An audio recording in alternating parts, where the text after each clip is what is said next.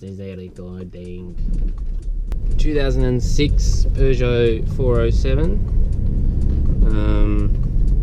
2-litre diesel, 4-cylinder turbo, 100 kilowatts, 320 newton meters.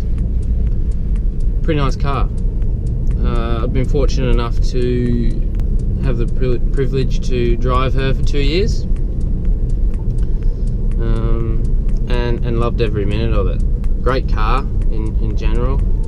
Definitely sad to see her go. It's a diesel, so it's not inherently sporty. It also was, I guess, designed for long distances, which it is amazing for.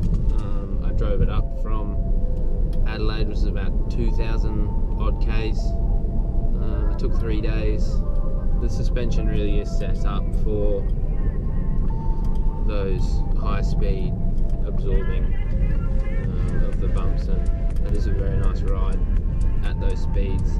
Lower speeds, it's a little bit firm, a little bit crashy, but it hasn't been an issue for me. The suspension is double wishbone front suspension, which is quite uncommon for cars of this class. Front end grip on this car is pretty phenomenal. Unfortunately, the engine can't really keep up with how good the suspension is, but it is quite fun in the twisties. If you just throw it in and it just hooks up and goes. I think this car with a powerful engine, say a 3-litre V6, which I don't think you can get with a manual transmission, but would be a great car. Would sound amazing. Those engines sound unbelievable. Something that I would consider if I continued owning this car. Maybe a 3-litre V6 swap would really wake up this car. Onto its engine now. 2-litre diesel turbo, 100 kilowatts, 320 newton meters, with 340 newton meters in overboost. So I think 4th, 5th and 6th gear, you get that overboost function, so you got 340 newtons instead of the 320, which actually does make quite a difference. You can definitely feel that added torque, which is, I guess, what this engine's all about, is that torque, because there is quite a lot of it. Definitely dies around the 3,000 mark.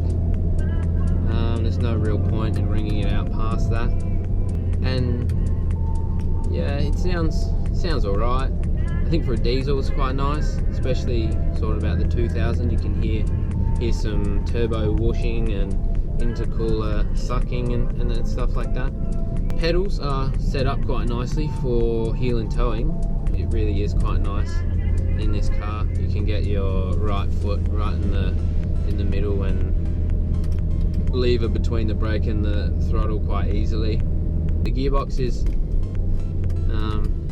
I actually really enjoy using the gearbox. Some people think it feels sloppy and inaccurate and you don't know what gear it's in and all this rubbish, but once you get used to it, it's really nice.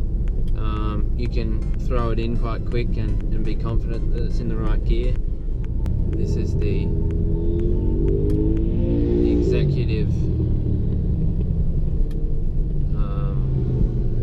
executive top spec 407, so it's got all the bells and whistles for 2006 when it was new.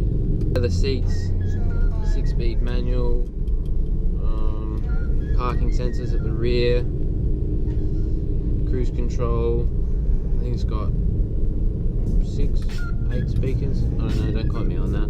Through these sweeping bends, it just feels really nice. Suspension's really compliant, soaks up the bumps, and it just sort of gets in a little bit of a groove.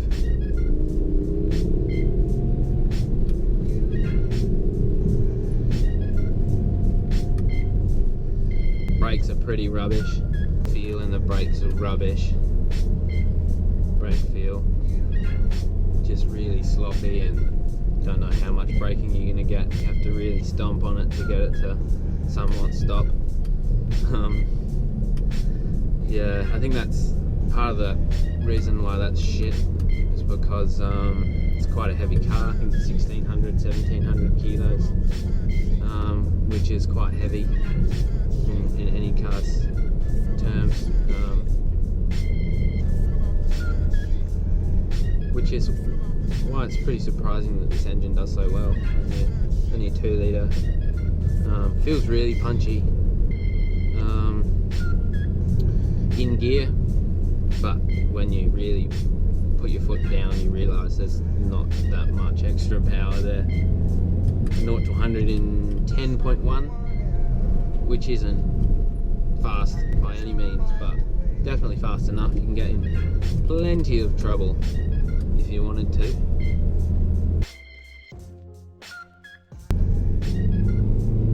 So that's foot flat to the floor. Doesn't really take off that fast at all. Steering is really nice.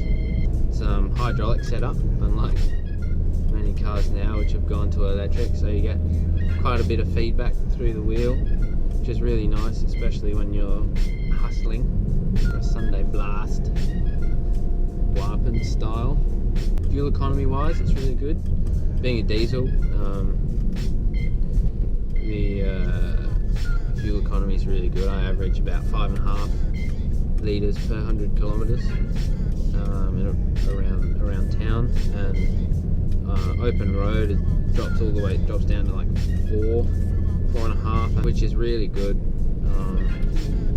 And because it's got a 70 litre fuel tank, you can drive a long way between fuel stations. The most I got out of it was 1,300 kilometres, and car still thought it could do another 200 k's. I just wasn't willing to risk it.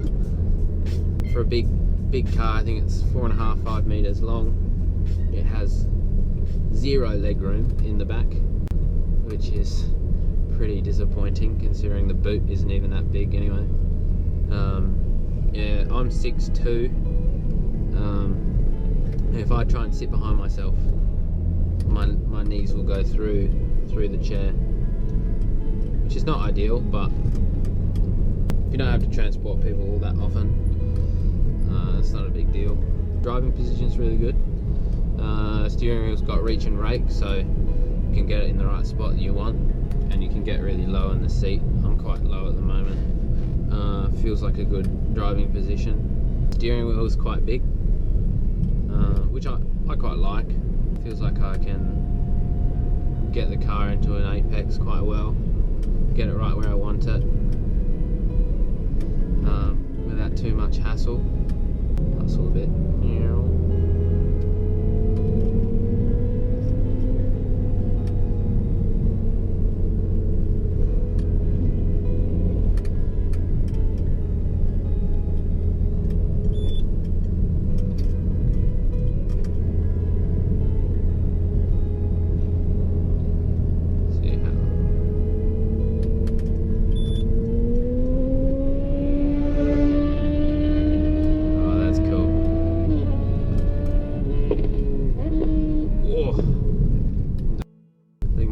Feature about the car is actually the speed limiter, which kind of works like cruise control, except you can gauge the speed, and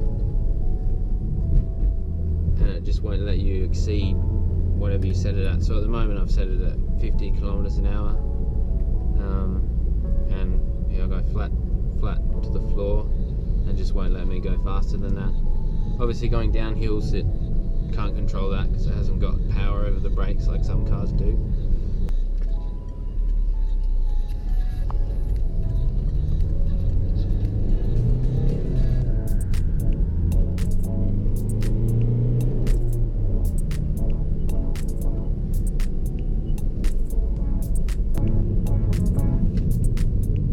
Like that was a very risky overtaking manoeuvre there.